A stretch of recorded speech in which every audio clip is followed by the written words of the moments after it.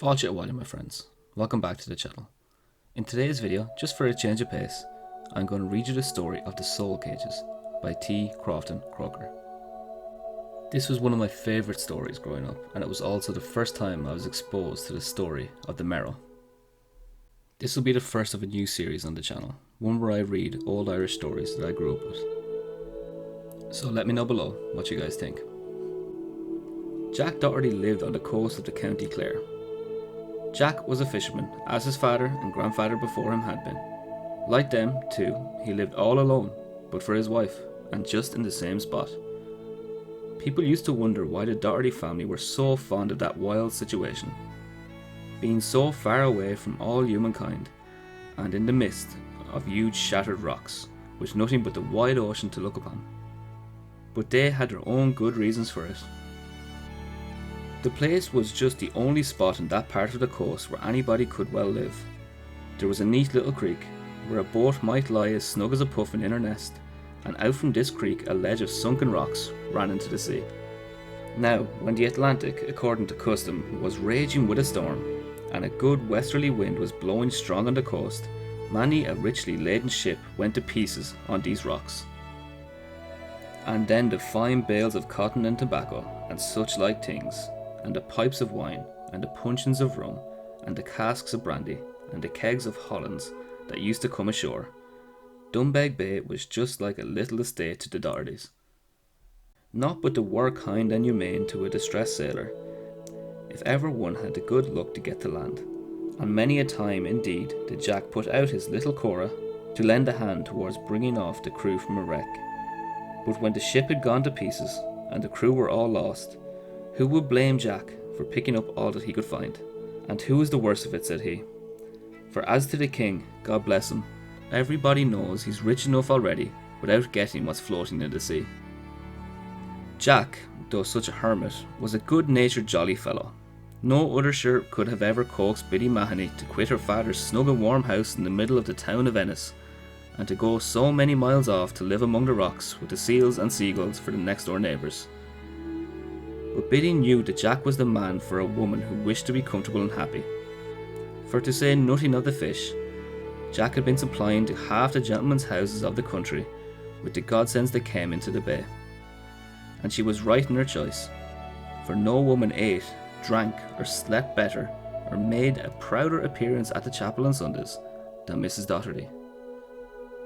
Many a strange sight, it may well be supposed, did Jack see, and many a strange sound did he hear, but nothing daunted him. So far was he from being afraid of Merrows or such beings, that the very first wish of his heart was to fairly meet with one.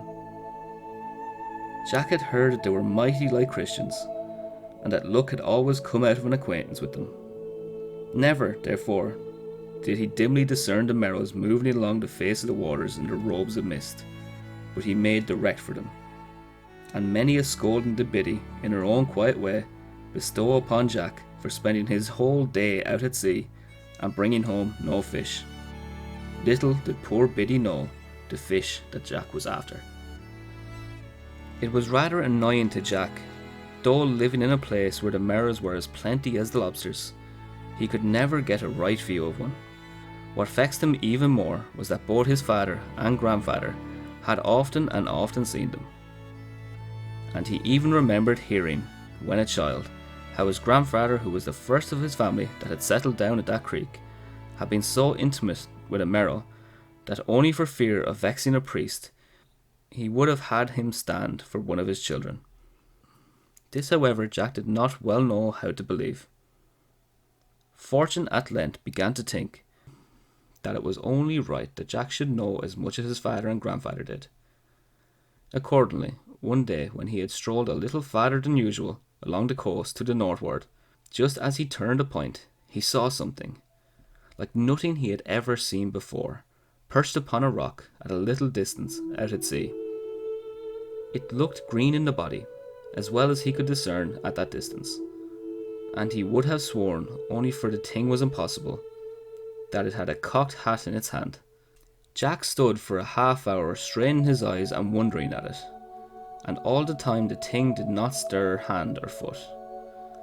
At last Jack's patience was quite worn out, and he gave out a loud whistle and hail, when the Merrow started up, put the cocked hat on its head, and dived down head foremost from the rock. Jack's curiosity was now excited, and he constantly directed his steps towards that point. Still, he could never get a glimpse of that sea gentleman with the cocked hat, and with thinking and thinking about the matter, he began at last to fancy he had only been dreaming. One very rough day, however, when the sea was running mountains high, Jack Doherty determined to give a look at the Merrow's rock, for he had always chosen a fine day before. And then he saw the strange thing cutting capers upon the top of the rock, and then diving down, and coming up, and diving back down again. Jack had now only to choose his time, that is, a good blowing day, and he might see the man of the sea as often as he pleased. All this, however, did not satisfy him. Much will have more. He wished now to get acquainted with the Merrow, and even in this he succeeded. One tremendous blustering day, before he got to the point whence he had a view of Merrow's rock, the storm came on so furiously that Jack was obliged to take shelter in one of the caves, which are numerous along the coast. And there, to his astonishment, he saw sitting before him a thing with green hair, long green teeth, a red nose, and pig's eyes. It had a fish's tail, legs with scales on them, and short arms like fins. It wore no clothes, but had a cocked hat under its arm, and seemed engaged thinking very seriously about something. Jack, with all his courage, was a little daunted, but now or never, thought he, so up he went boldly to the fishman, took off his hat, and made his best bow. "Your servant, sir," said Jack. "Your servant kindly, Jack Doherty," answered the Merrow. "To be sure then, how well your honour knows my name," said Jack. "Is it I not know your name, Jack Doherty? Why, man, I knew your grandfather long before he was married to Judy Regan, your grandmother. Ah, Jack, I was fond of that grandfather of yours. He was a mighty worthy man in his time. I never met his match above or below, before or since, for sucking in a shellful of brandy. I hope, my boy," said the old fellow, with a merry twinkle in his eye, "I hope you're his own grandson." "Never fear me for that," said Jack. "If my mother had only reared me on brandy, 'tis meself that would be sucking infant at this hour." "Well, I like to hear you talk so manly. You and I must be better acquainted, if it were only for your grandfather's sake. But Jack, that father of yours was not the thing. He had no head at all." "I'm sure," said Jack, "since your honour lives down under the water, you must be obliged to drink a power to keep any heart in you in such a cruel, damp place. Well, I've often heard of Christians drinking like fishes, and might I be bold as to ask where you get the spirits?" "Where do you get them yourself, Jack?" said the Merrow, twitching his red nose between his forefinger and thumb. "Hubbaboo," cried Jack. "Now I see how it is, but I suppose, sir, your honour has a fine dry cellar below to keep them in." "Let me alone for that cellar," said the Merrow, with a knowing wink of his left eye. "I'm sure," continued Jack, "it must be mighty well worth looking at." "You may say that, Jack," said the Merrow, "and if you meet me here next Monday just at this time of day, we will have a little more to talk with one another about the matter." Jack and the Merrow parted the best friends in the world. On Monday they met, and Jack was not a little surprised to see that the Merrow had two cocked hats with him, one under each arm. "Might I take the liberty to ask, sir," said Jack, "why your honour has brought the two hats with you today? You would not, sure, be going to give me one of them, to keep for the curiosity of the thing?" "No, no, Jack," said he, "I don't get my hats so easily to part with them that way, but I want you to come down and dine with me, and I brought you the hat to dine with." "Lord bless and preserve us," cried Jack, in amazement. "Would you want me to go down to the bottom of the salt sea ocean?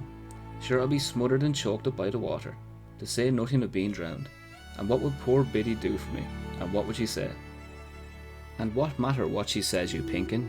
Who cares for Biddy's squalling? It's long before your grandfather would have talked in that way. Many's the time he stuck that same hat in his head, and dived boldly down after me. And many's the snug bit of dinner and good shellful of brandy he and I have had together, below, under the water." "Is it really, sir, and no joke?" said Jack. "Why then, sorrow for me for ever and a day after, if I be a bit worse for nor my grandfather was. Here goes, but play me fair now. "Here's neck or nothing," cried Jack. "That's your grandfather all over," said the old fellow, "so come along then, and do as I do." They both left the cave, walked into the sea, and then swam a piece until they got to the rock. The Merrow climbed on top of it, and Jack followed him. On the far side of it was as straight as the wall of a house, and the sea beneath looked so deep that Jack almost cowed. "Now do you see, Jack," said the Merrow. "Just put this hat on your head, and mind to keep your eyes wide open. Take hold of my tail, and follow after me, and you'll see what you'll see." In he dashed, and in dashed Jack after him boldly. They went, and Jack thought they'd never stop going. Many a time did he wish himself sitting at home by the fireside with Biddy, yet where was the use of wishing now, when he was so many miles, as he thought, below the waves of the Atlantic? Still he held hard by the Merrow's tail, slippery as it was, and at last, to Jack's great surprise, they got out of the water, and he actually found himself on dry land at the bottom of the sea. They landed just in front of a nice house that was slated very neatly with oyster shells, and the Merrow, turning about to Jack, welcomed him down. Jack could hardly speak, what with wonder, and what with being out of breath with travelling so fast through the water. He looked about him and could see no living things barring crabs and lobsters, of which there were plenty, walking around leisurely about the sand. Overhead was the sea like a sky, and the fishes were like birds swimming about it. "Why don't you speak, man?" said the Merrow. "I dare say you had no notion that I had such a snug little concern here as this. Are you smothered, or choked, or drowned? Or are you fretting after Biddy, eh?"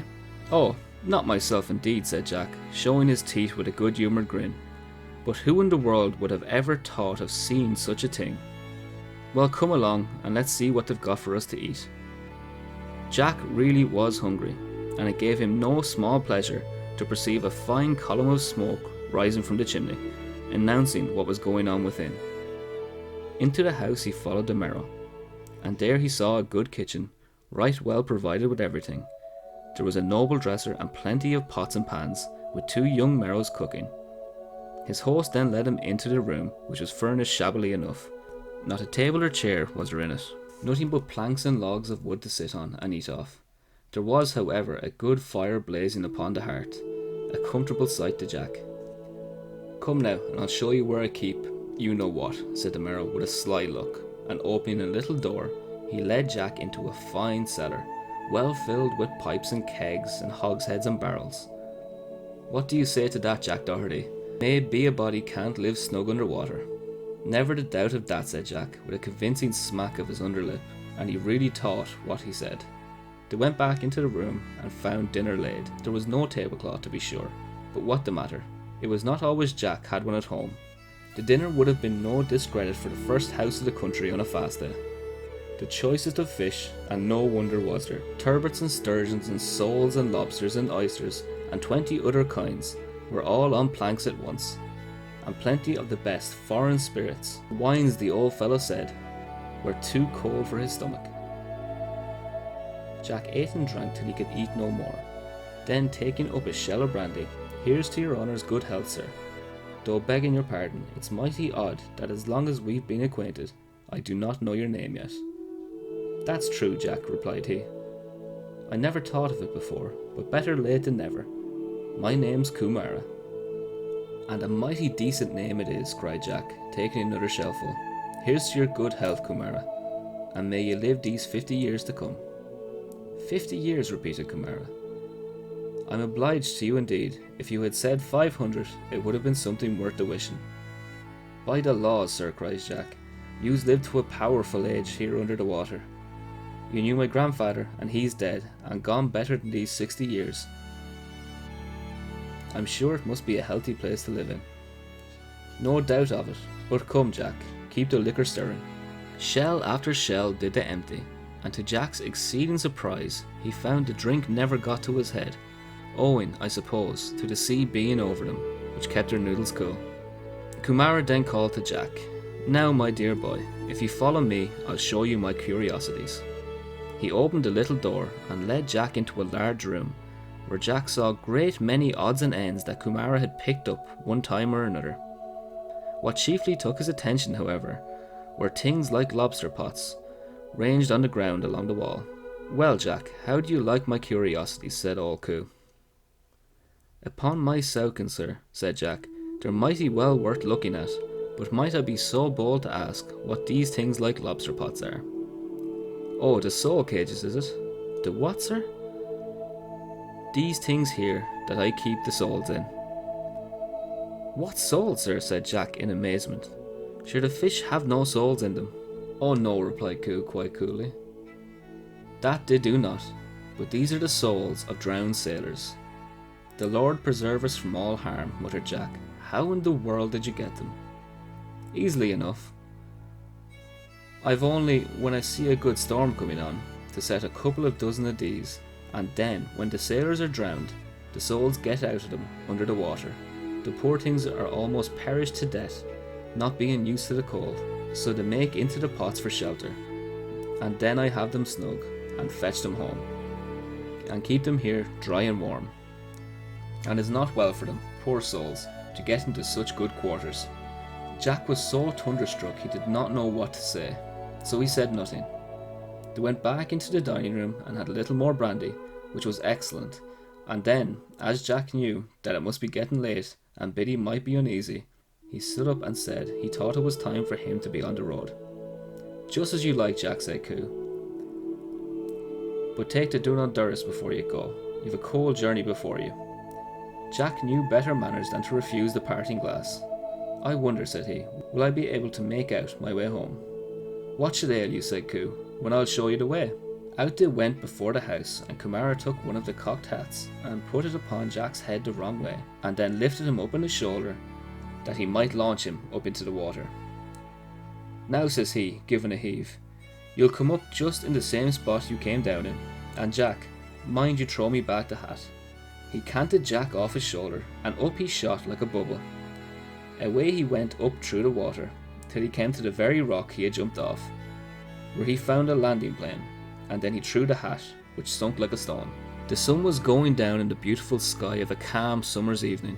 Fayscore was seen dimly twinkling in the cloudless heaven, a solitary star, and the waves of the Atlantic flashed in a golden flood of light.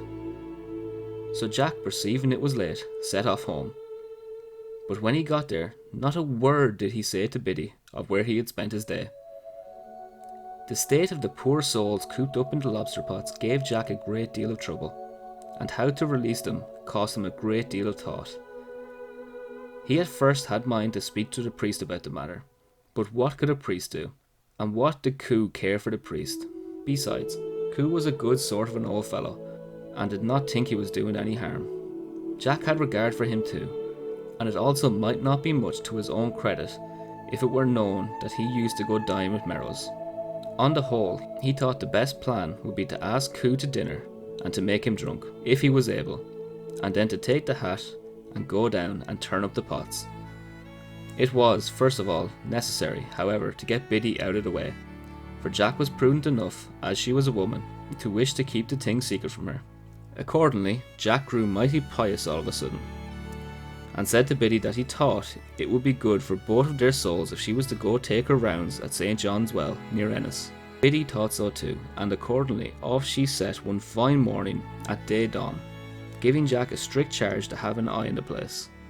The coast being clear, away went Jack to the rock to give the appointed signal to Kumara, which was throwing a big stone into the water. Jack threw and up sprang Coo.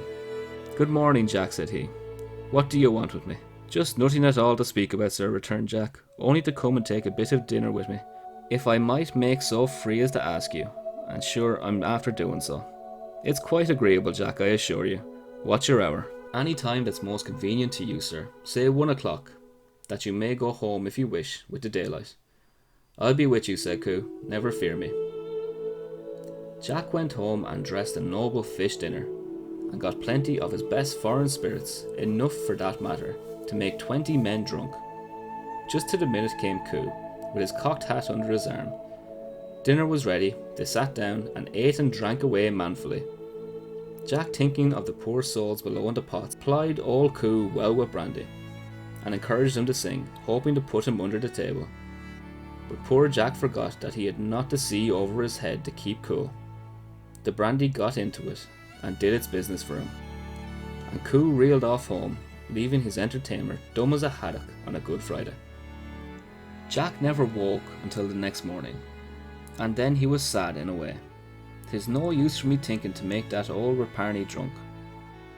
And how in the world can I help the poor souls out of those lobster pots?" After ruminating nearly the whole day, a thought struck him. "I have it," says he, slapping his knee. "I'll be sworn that Coo has never saw a drop of poutine. As old as he is, that's the thing to settle him. I can have another twist at him." Jack asked Coo again, and Coo laughed at him for having no better head, telling him he'd never come up to his grandfather. "Try me again," said Jack, "and I'll bail to drink you drunk and sober and drunk again."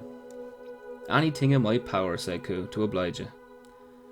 At this dinner Jack took care to have his own liquor well watered, and to give the strongest brandy he had to Coo. At last he says, "Pray sir, did you ever drink any poutine? Any real Mountain Dew?" "No," says Coo. "What's that, and where does it come from?" "Oh, that's a secret," said Jack, "but it's the right stuff. Never believe me again, if it's not 50 times as good as brandy or rum either. Biddy's brother just sent me a present of a little drop, in exchange for some brandy, and as you're an old friend of the family, I kept it to treat you." "Well, let's see what this sort of thing is," said Kumara. The poutine was the right sort. It was first rate and had a real smack upon it. Coo was delighted. He drank and he sung, over and over again, and he laughed and he danced till he fell on the floor fast asleep.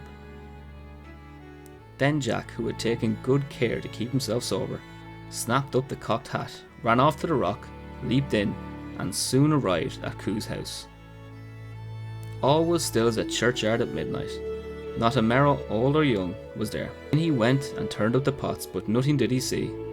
Only he heard sort of a little wisp or chirp as he raised each of them. At this he was surprised, till he recollected what the priest had often said, that nobody living could see a soul, nor more could they see the wind or the air. Having now done all that he could do for them, he set the pots as they were before, and sent a blessing after the poor souls to speed them on their journey wherever they were going. Jack now began to think of returning. He put his hat on, as was right, the wrong way, but when he got out he found the water so high over his head that he had no hopes of ever getting up into it, now that he had not old Kumara to give him a lift. He walked about looking for a ladder, but not one could he find, and not a rock was there in sight. At last he saw a spot where the sea hung rather lower than anywhere else, so he resolved to try it there. Just as he came to it, a big cod happened to put down his tail. Jack made a jump and caught hold of it, and the cod, in all amazement, gave a bounce and pulled Jack up. The minute the hat touched the water, away Jack was whisked. Up he shot like a cork, dragging the poor cod that he forgot to let go, up with him tail foremost. He got to the rock in no time, and without a moment's delay hurried home, rejoicing in the good deed he had done. But meanwhile, there was fine work at home, for our friend Jack had hardly left the house on his soul-freeing expedition, when back came Biddy from her soul-saving run to the well. When she came to the house and saw things lying all over the table before her, "That blackguard of mine, what ill luck have I had to ever marry him? He has picked up some vagabond or other, while I was out praying for the good of his soul, and have been drinking all the poutine that my own brother gave him, and all the spirits to be sure, that he has to have sold to his honour." Then, hearing an outlandish kind of grunt, she looked down and saw Kumara lying under the table. "The blessed Virgin help me," shouted she, "if he is not a real beast of himself. Well, well, I've often heard of a man making a beast of himself with drink. Oh hun, Jack honey, what will I do with you, or what will I do without you? How can any decent woman ever think of living with a beast?" With such lamentations, Biddy rushed out of the house, and was going she knew not where, when she heard the well-known voice of Jack singing a merry tune. Glad enough Biddy was to find him safe and sound, and not turned into the thing that was like neither fish nor flesh. Jack was obliged to tell her all, and Biddy, though she had half a mind to be angry with him for not telling her before, owned that he had done a great service to the poor souls. Back they both went most lovingly to the house, and Jack wakened up Kumara, and perceiving the old fellow to be rather dull, he bid him not to be cast down, for 'twas many a good man's case. Said it all came of just not being used to the poaching, and recommended by way of cure to swallow the hair of the dog that bit him. Coo, however, seemed to think he had quite enough. He got up quite out of sorts, and without having any manners to say one word of civility, he sneaked off to cool himself by a jaunt through the salt water. Kumara never missed the souls. He and Jack continued the best friends in the world, and no one perhaps ever equaled Jack, freeing souls from purgatory. For he contrived 50 excuses for getting into the house below the sea, unknown to the old fella, and then turning up the pots and letting out the souls. It vexed him to be sure that he could never see them, but as he knew the thing to be impossible, he was obliged to be satisfied. Their friendship continued for several years. However, one morning on Jack's throwing a stone into the usual, he got no answer. He flung another and another, still there was no reply. He went away and returned the following morning, but it was to no purpose. As he was without the hat, he could not go down to see what had become of old Coo, but it was to his belief that the old man, or old fish, or whatever he was, had died. And that is the story of the Soul Cages by T. Crofton Croker. Thank you all so much for watching. If you enjoyed this video and like this form of content, let me know in the comments down below, and I'll be sure to do another one soon. Be sure to subscribe, give us a like, and leave a comment down below. This is Jay from Our Legends. Good night and good luck.